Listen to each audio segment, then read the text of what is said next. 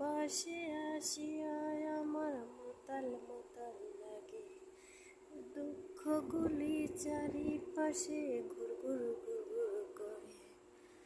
ইচ্ছে করে উইরা যাইতাম আমার বাংলাদেশে, সুখে দুঃখে পার করিতাম পান্তা পাতার নলে। আমার মন বসে না সৌদিতে, এত গরম রোদেতে, মনে হয় উইরা যাইতাম আমার বাংলাদেশে। দেখেন কি রোদ উঠছে আজকে, এতটা রোদ উঠছে যে তাকানো হয়ে যাইতেছে না রোদ বাহিরে।